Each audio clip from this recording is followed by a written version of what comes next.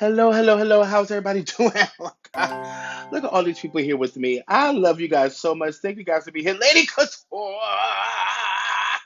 don't irk me, okay? I'm so happy to see you guys here.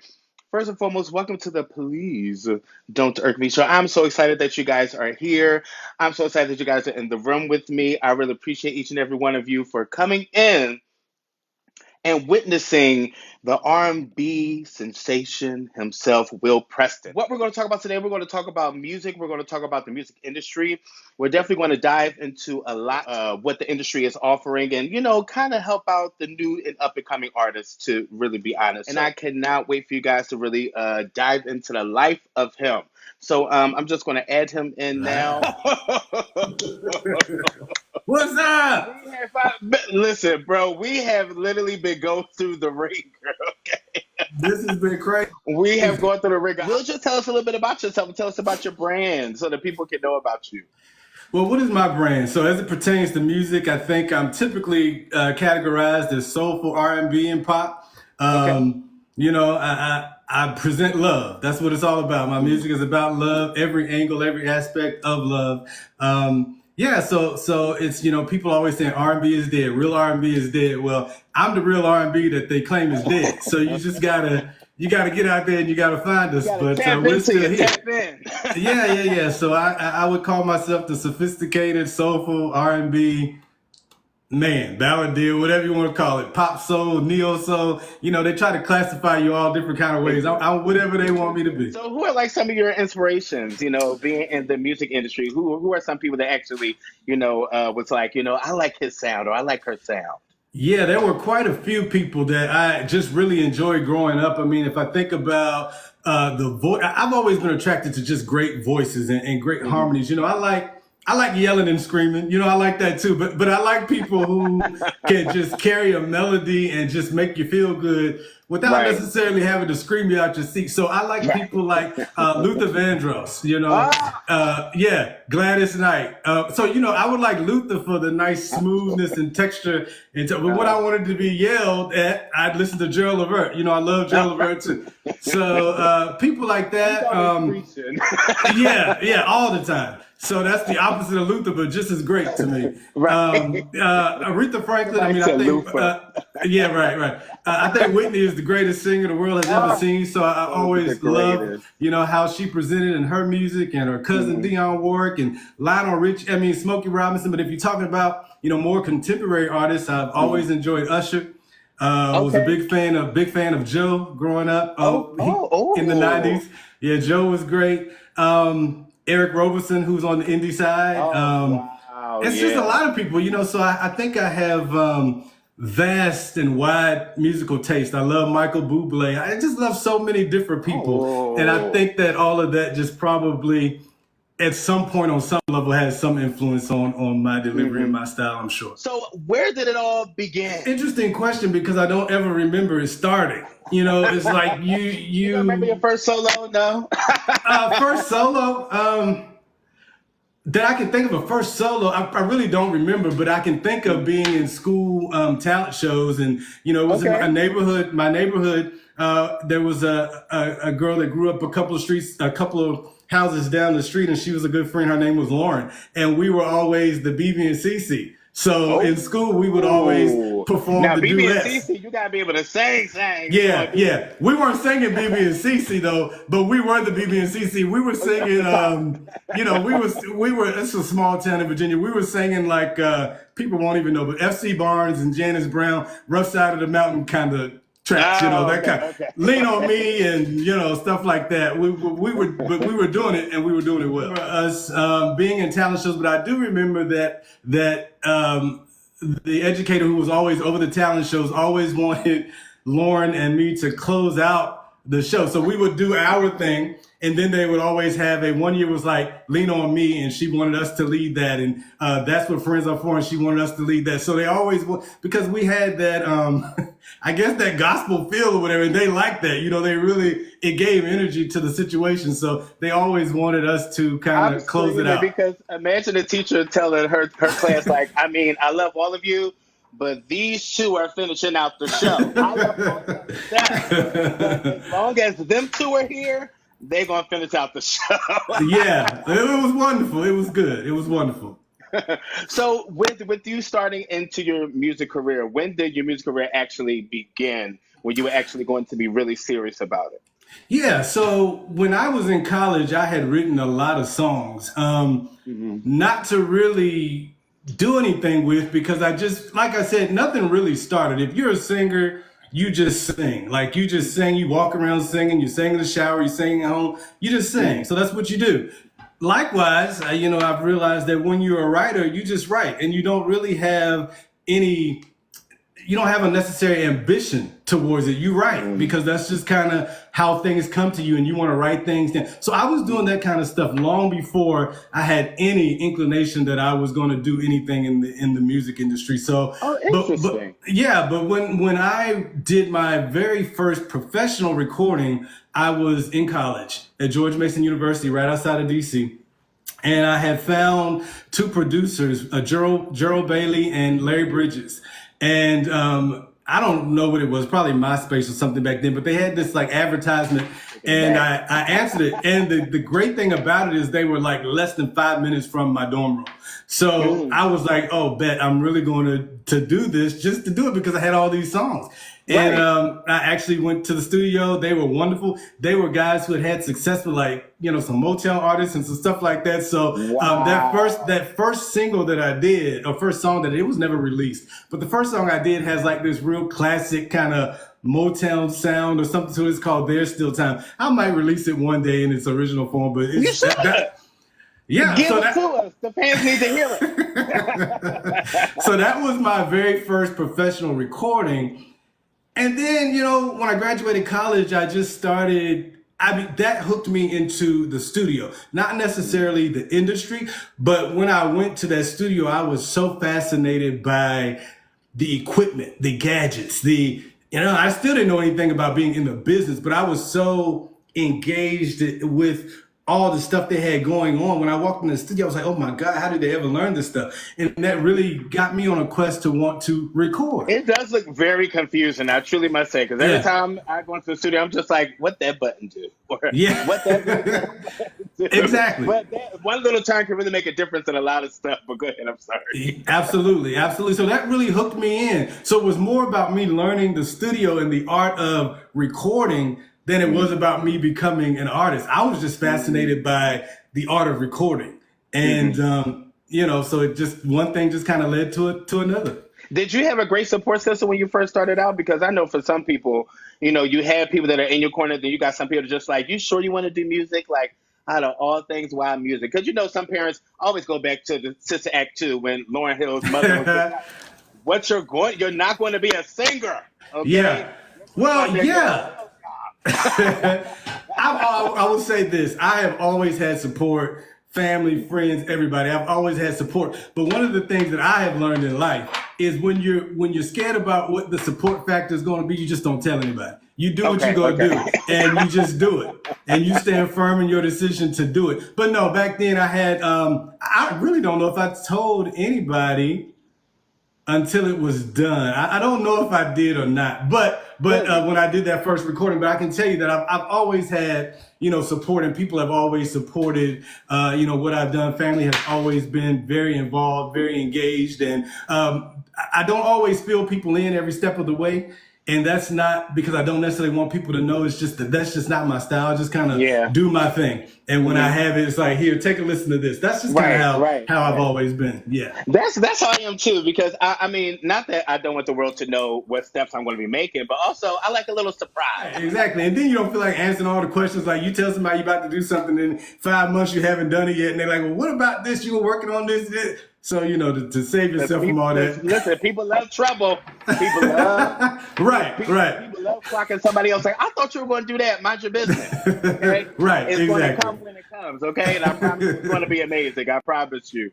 So, when you first started your music career, were there challenges when you first started? Because I think some people really under the impression that like overnight success is like a thing, or like it just happens just like that. So, were there It's any not. like challenges when you first started? Because I know you come from with all the followers that you have.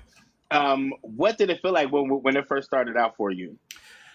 Yeah. First of all, there is no overnight success. This is a long journey. Even people who appear to be overnight successes have been doing this for a really long time. Most of the time, there are very rare exceptions where you find somebody who just blows up. They step on the scene and they just go. It just doesn't happen. What do they call them in the industry? Plants.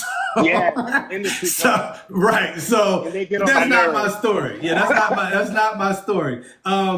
I will say that I never looked at it from a standpoint of being overly difficult or overly challenging, because I was doing something I wanted to do, and I was doing it on my terms, and I was doing it the way I wanted to do it.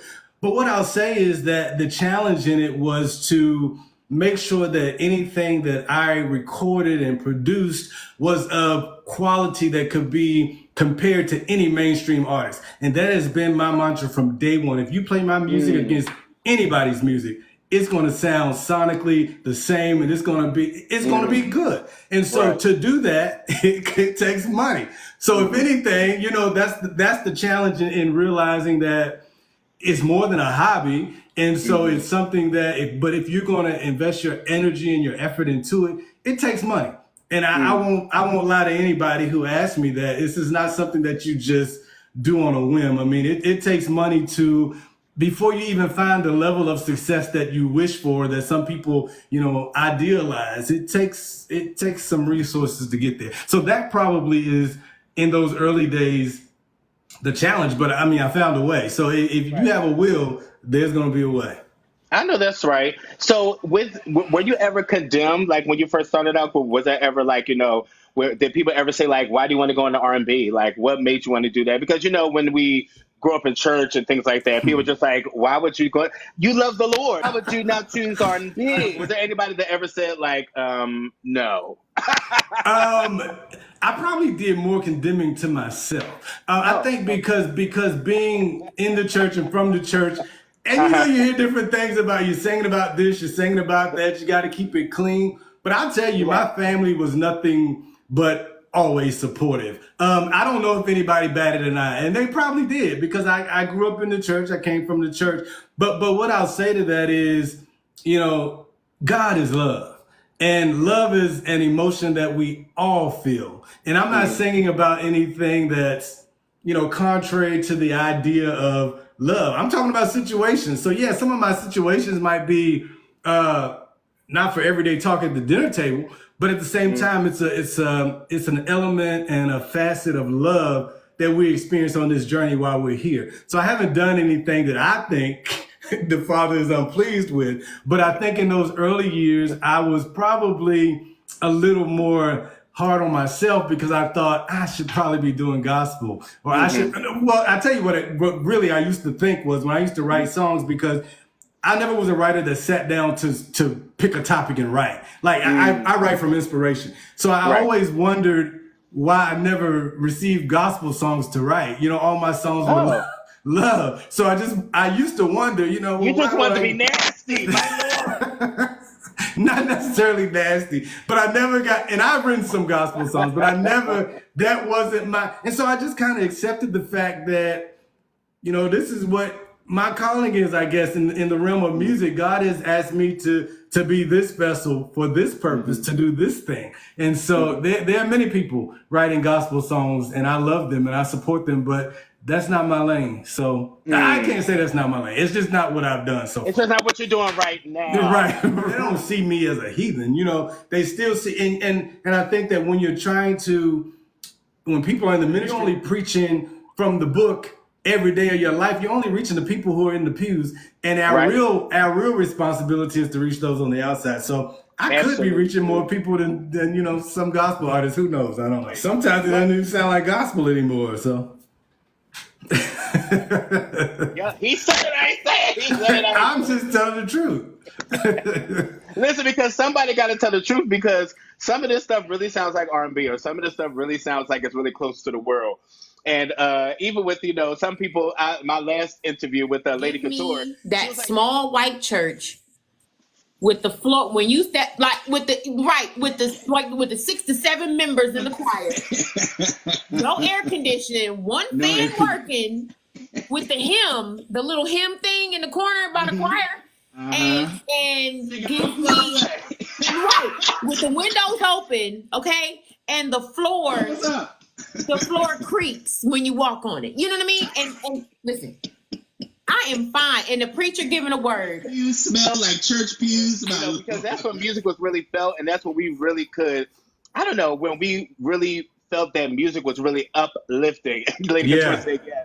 The Milton Brunson and the Dorothy Norwood and all those people. Yeah, and it's crazy because you really won't get that again today. I believe that, or probably I'm pretty sure it's going to circle back around. I'm sure there are artists that are out here doing it, like the quartet people and things like that.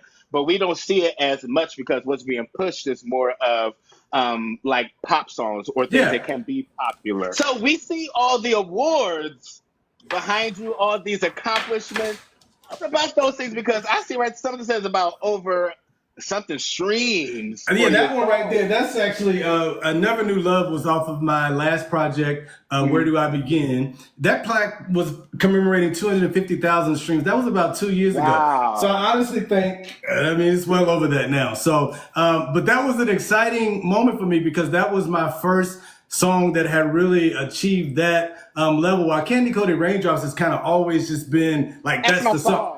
That's the song that people love, and it's consistently like always there. That song was the first to reach 250,000 streams, so it goes up, down, it comes and goes. But so it was important to commemorate that. And Candy Coated Raindrops, like I said, it's just one of those that just kind of stay. I believe that song will just be riding with me on to the end because that's how most people discover me is through Candy Coated Raindrops, and then they're introduced to my other catalog. But the other things you see are really just my other projects that I've released. So It's My Will was my very first project. I had a live album in between It's My Will and the next one that was out on this wall. Which was a great album. Thank you. Reacquainted, and then Where Do I Begin? And that's an article that my hometown had written up about me that was really nice when I released my first project. So, so there are a lot of other things in here in the studio. But what's interesting is that you have to define success for yourself, right? And so if you ever feel like you're not, accomplishing or things aren't moving fast enough, and then I can walk in my studio and I have these reminders of things that I've done, and I see, statistics of where, most artists don't even, release a project, or they release a project and don't get X number of streams or whatever. And it just kind of reminds me that you're in your own lane, you're doing your own thing, stay the course, and you define success on your own terms, and you don't define success by what someone else is measuring. So it's good to have these kind of reminders around it. It's not like I dwell on them, but it's just good for me to, walk in and see those things when I'm in my creative mode. How did it feel signing your first record deal? How did that feel? So let me tell you, I have had, when I released It's My Will, I had 2 international companies who were very interested in me. One was Cisco Records, one was P-Vine Records. I actually think there was another. Wow. But anyway, they came to Atlanta. I met with them and everything. So let me tell you the story about releasing my first project, because I was Everybody has that water. Come on. All right, we drank into that. I was an unknown entity. So it wasn't like I could go out here and say, here I am, sign me. So I created my own record company. I started my own record label. So West King Entertainment was a company that I started back in 2004 in preparation for my release in 2005. Didn't know a thing about what I was doing. But what I did was I had purchased this book by this attorney named Donald Passman, and it was named something to the effect of Everything You Need to Know About the Music Industry. And it told me A to Z about how to, organize, set up, and run a record label. And that's what I did. And so every project subsequent to that, I released through my own label. So I used to think about those days when the P-Vine deal and the Cisco Records and stuff like that didn't pan out the way I wanted it to. I'm grateful today because I'm grateful that I've been able to retain the control of all of my music and release it through my label on my own terms. And I don't have to worry about recruitment. I'm not beholden to anybody. So I've signed many distribution deals, but as it relates to a record deal, I own all the rights to 100% of my music. So the music industry has changed so much, but I'm going to tell you how it was when the potential deal that was presented to me from one of those aforementioned labels. I was going to get 3.5 points per record sold. Now, keep in mind, back then we were selling actual CDs. So for every CD sold, I was getting 3.5 points, which would have been $3.50. Now, and they were probably selling them for, I don't know, at that time, $9.99 or maybe $12. But if you juxtapose that against an artist who releases their own music, and let's say we were still in the world of selling CDs, I would get all the points, so 100%. So instead of making $3.50, I'm making the whole $10. And so that's the difference. But the difference is that you're paying for your marketing, you're paying for everything else, but you still make out, in that scenario so much better than, if you think about people in history who have been multi-platinum sellers. And if they owned all the rights to their music, if you think about, for instance, like we talked about Whitney Houston, if you think about Whitney never wrote, I think she wrote like 2 or 3 songs in her career. Yeah. But if she had been the writer and if she had retained all the rights to her music, with as big as she was, she would have been a billionaire. But she wasn't, because all the money went to the record label and then they paid her. I'm sure they paid her well, but it's not as well as what she could have been. It would have been as much as what she actually wrote down or probably produced herself.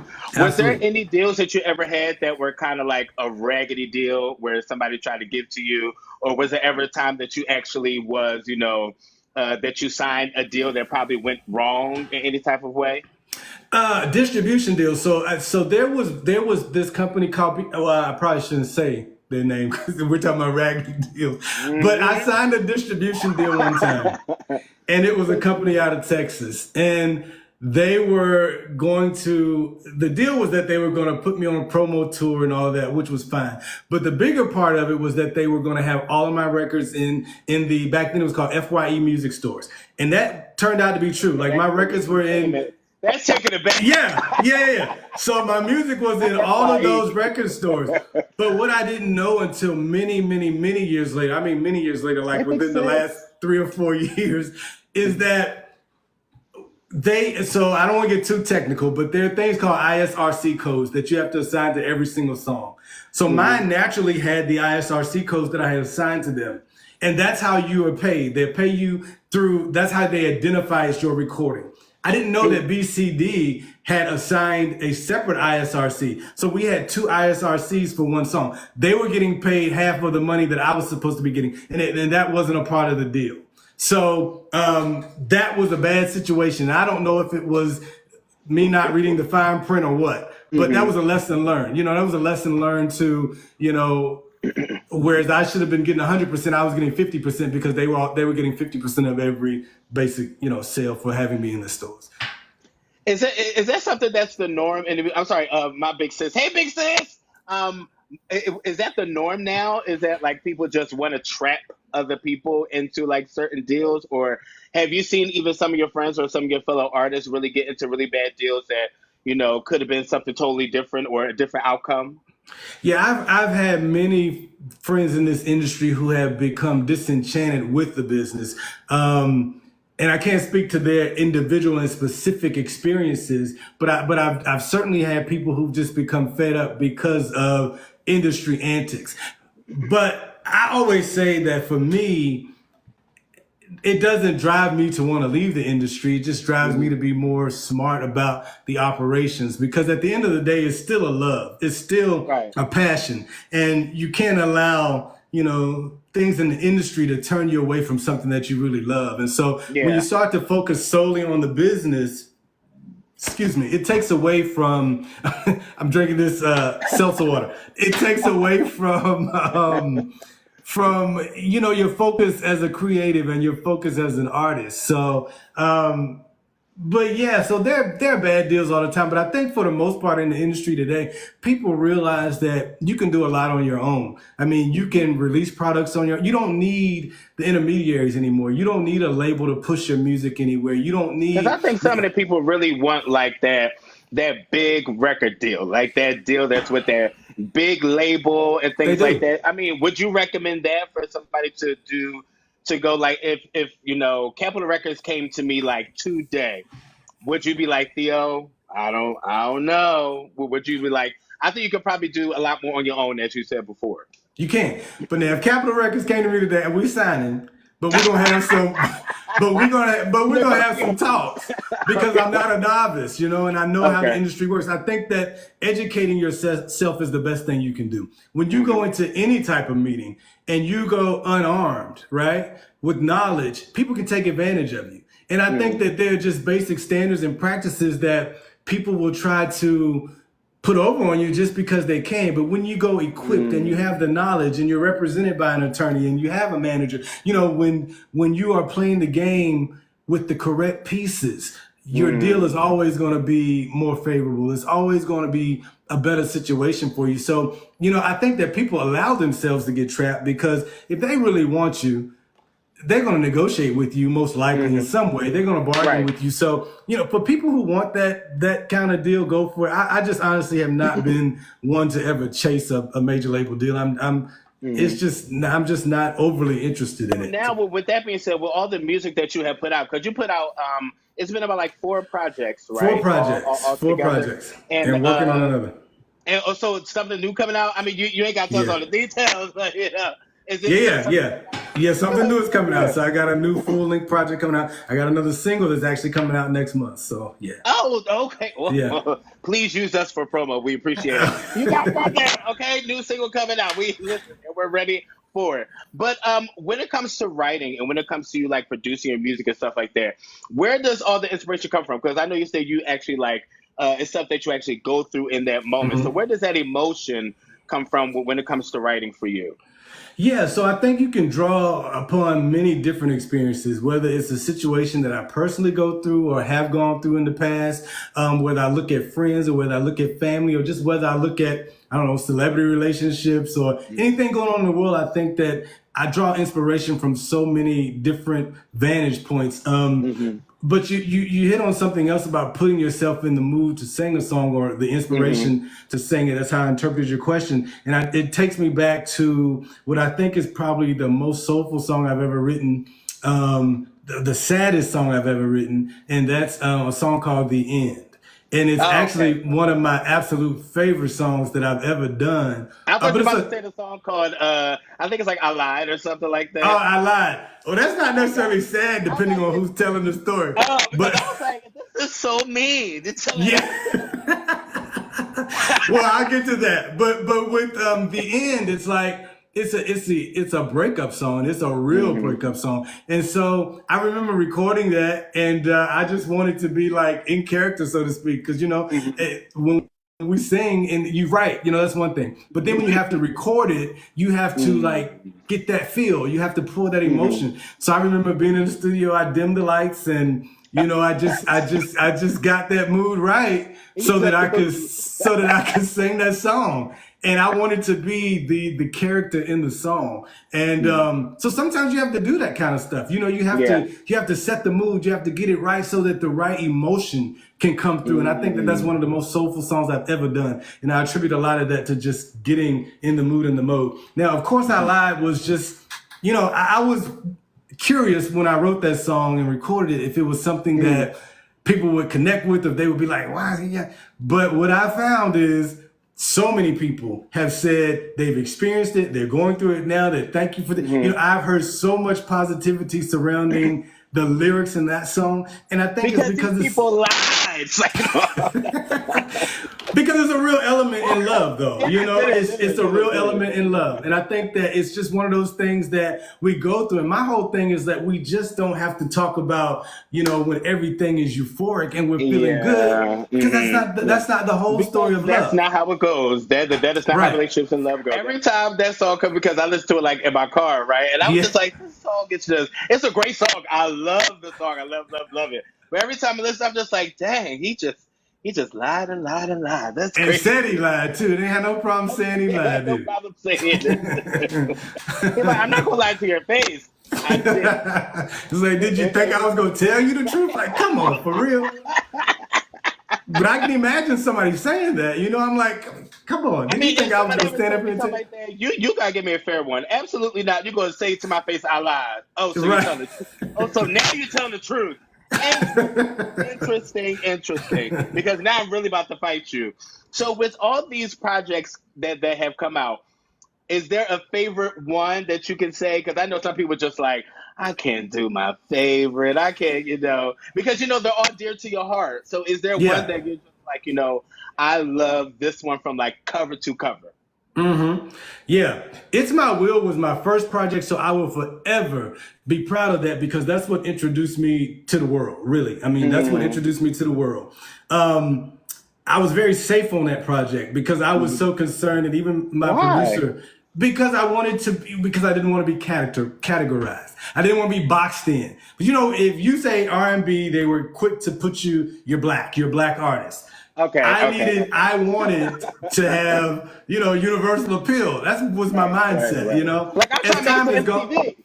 I know. As time goes on, and so that record, it was probably a more universal record in terms of having a adult contemporary feel more so than an R&B feel. But as time went on, my true sound just took over, and the more I started producing exclusively for myself, and limited my work with some other producers, my sound just kind of became what it is, which is pretty much soulful R&B / pop, but it's a soulful sound. And so I think that with each project, I've noticed a maturation in my voice. I've noticed, they're just things that I do differently, and I even sing things differently. So with every project, I always feel like the last one I did was my favorite. So right now, where do I begin? I can listen to that from the very beginning to the very end and keep it on repeat. And it even took me a long time to get to a point where I would listen to my music.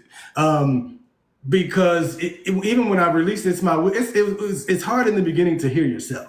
And to that's just, but now I can listen to things objectively, and I can acknowledge when that's a great record, or he sang that well, he did, I'm talking about myself, but I can acknowledge that now I have that level of objectivity that I didn't always have. It's like I'm acting like I've never heard the song play before, and so when it gets to certain parts in the songs, I still find myself, I'll hold my breath because I don't know why I'm holding my breath, but it's like I'll listen and I pause because I think that I should have done something a little differently, or if I did it now, I would have done it different. But you'll always critique, and I think that's just the perfectionist in us, as artists, that we will always think about. But it was delivered in that way, in that manner, for a reason, and you leave it alone and you just move. With that live album that you put out, I really wanted to ask, and to be honest, if you can, when it comes to projects like that, when it comes to you actually trying to record a live album, is it a lot more money than doing one that's actually in the studio, or they kind of like almost the same amount of money, or it depends on how much you're going to use or things like that? For me, it's a lot more money because I have my own studio. So, I don't have to pay for studio time for the most part, unless, you're recording something off site or with another artist or something. But yeah, because, a live project, you're paying musicians, you're paying videographers, you're paying a sound man, or sound person. So there are definite, and then on top of that, you have a show that you have to put on. So yeah, it's an expensive endeavor. But I just really wanted to, at that time, commemorate that first project, and I wanted to kind of do a version of the live song with that project. So, but yeah, it definitely is a more expensive undertaking to do a live project than it is to do a studio project. I mean, to be realistic, when it comes to, let's say, like, somebody is starting out their career or something like that, and then we'll get into it later on about some advice for a new up and coming artist.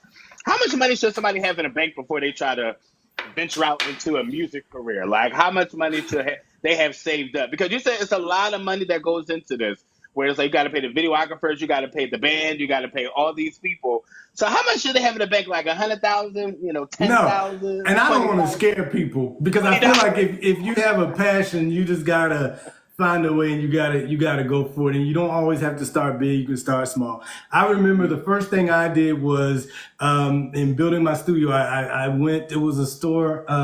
The Guitar Center. I don't think they're around anymore. It was a place called Guitar Center. And they had everything to build a home studio. Guitar Center. They are still around. They are okay. Around. Well, they closed the one in Atlanta, of all places. They closed it. But Atlanta. I mean, I can't lie. It's expensive. But again, if it's your passion and if it's what you want to do, and there are levels to it though. I always wanted my own studio because I didn't want to have to pay somebody, $300-400 every time I wanted to block out some hours at a studio. I didn't want to have to pay for an engineer to come in and all that. So I wanted to be able to record as anytime I wanted to, all night long if I wanted to, and not have to worry about the cost. So upfront costs, it costs you, I don't know. Back then, when I first started my studio, I want to say I probably spent $10,000 or $15,000 getting all the equipment back then, right?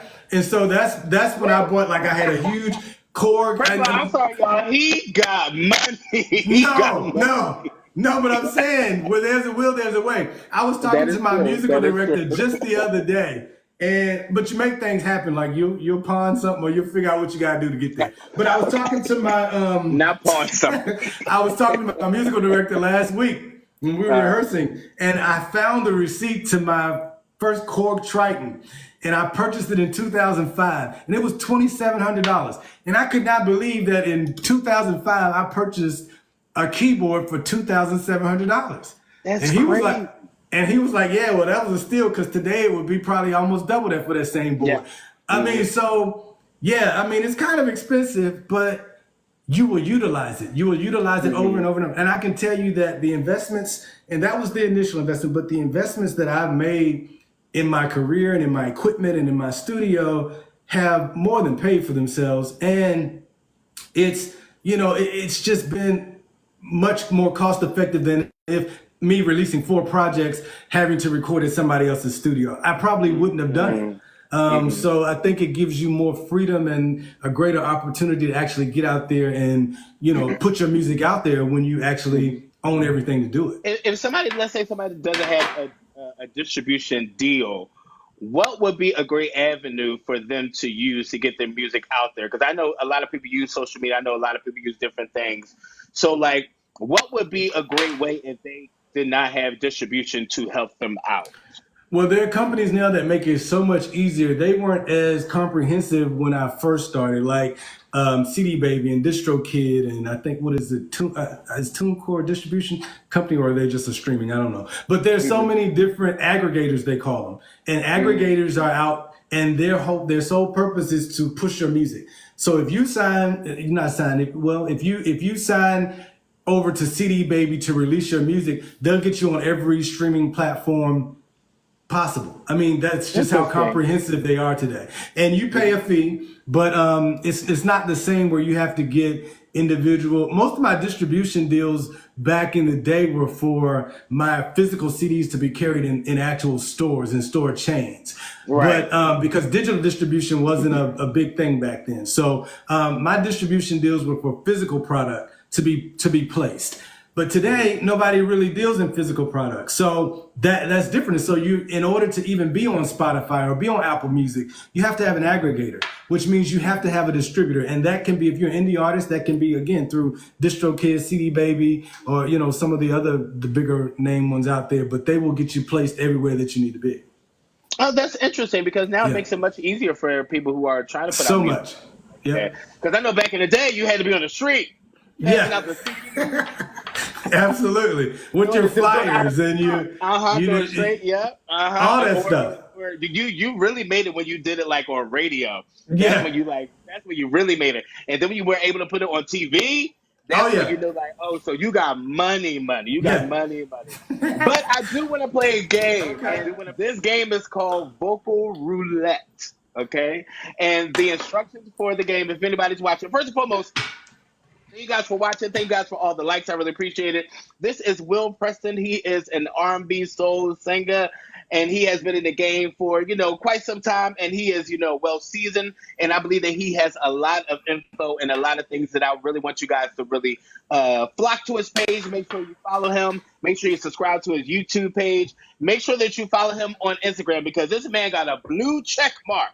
My Lord, a blue check mark. Something that I'm longing for my whole life. But I'm not trying to pay $14.99 a month for it. But The game Thank is God called, for the check mark. Thank God for the official check mark. right, yeah. That's how you don't listen. That's how I knew I kind of made it. I said, Lord, I got a blue check mark on here. My Lord, my God. But the game is called vocal roulette. So the instructions are I'm going to give you two singers, okay? And you Okay. can only choose them off of vocals and vocals only, okay? You can't add in no Oh, careers or anything like that. So once again, the game is called vocal roulette. I'm gonna name two singers. You can choose them on vocals, no just career, vocals? just Okay. straight vocals, okay? All right. The Okay. first pair, you ready? The first pair is Whitney Houston or Aretha Franklin. Whitney.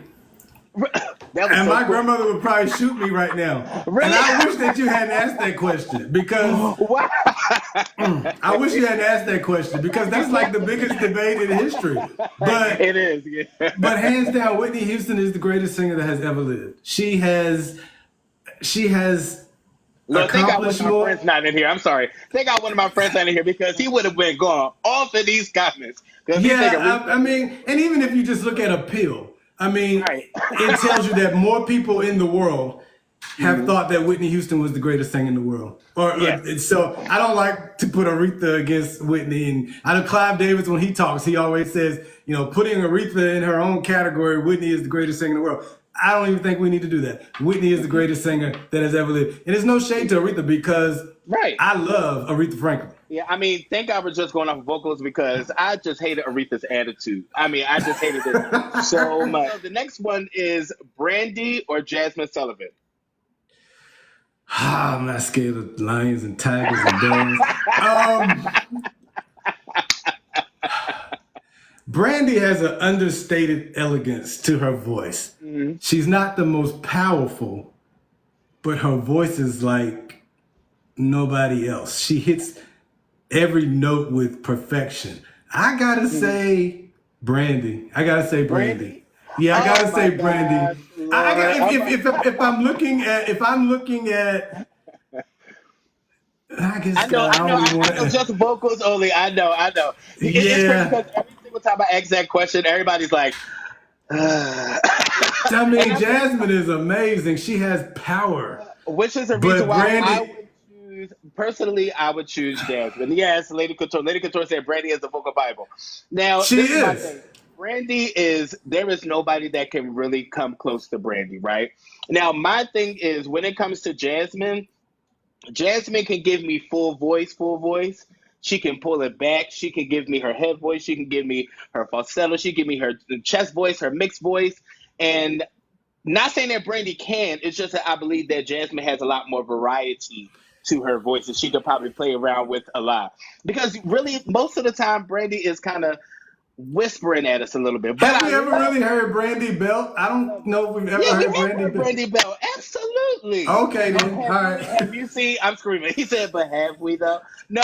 So the album 211. I don't know if you really heard that album. There's a song called on there "Without You," and she definitely belts out, and she even sung it live on like a BET Honors or something like that, and she Okay. really killed it. Have you heard the song called "Begging and Pleading"? Because she is definitely Yeah. Yeah, she I'm is gonna go full. back. I'll go back. But I'm sticking with Brandy. You thinking Brandy? Okay. I'm sticking You with go Brandy. I'm going with Jasmine Sullivan. Jasmine Sullivan can really do no wrong about us, including Brandy as well. But Well, the who next, did you go with in the first one? Did you say Aretha? absolutely Whitney. I will Oh, never. okay. So we There agreed never on be that a one. time. Disagree on There this will one. never be a time. Mm-mm. Okay. All I right. don't sing R-E-S-V-E-C-T. I don't sing that. No, absolutely not. So the next one is Wanye from Boyz II Men or Tank. Why? I promise you won't get Jesus. canceled. I choose Wanye, and I'll tell you why. Because Wanye's Yeah, you gotta music tell me why. always showcased his vocal ability. Like he took it from 0 to 100, probably in every song. I mean, he did. He did. But He did. Tank didn't always do that. I think Tank kind of just, I mean, he has a great voice. In some of his newer stuff, he really flexes his voice. But I can't really think of songs where Tank just really had like a real Oh climatic. no! Hold on.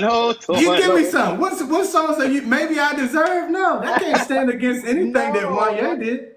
No, I mean, when he sang, oh my gosh, Look at you! Look at you! I Can't Make You Love Me. That is a fantastic song that I believe he takes there. My only problem with YA is that he is obviously he got the bridge. We know YA gonna All take the it time. every single time, right? But I think that's all he's good for. Like there isn't anything else out there that's like, I don't know. He just like for me, I'm always gonna choose Tank because I believe Tank has a better ear than Well, YA. Tank plays. I mean, any artist that plays is going to have a stronger ear. Right. He does have a stronger ear. I don't think it necessarily makes him vocally superior, though. I don't know. Yeah, but the thing is that YA, they're always going to give him the bridge. There's never going to be a time they're going to give him anything else. Like, have you heard YA do the first verse? You don't think he could carry a song? He can probably carry a song, but also I don't think that YA would be great as a solo artist. Like, absolutely not. I mean, I think he did release a solo project, didn't he? And I didn't hear it. It didn't reach my eardrum. This is one I don't like. This one I don't like this matchup. I could go either way. I like Tank and I like YA, but I was a huge fan of Boyz II Men. So okay. Yeah.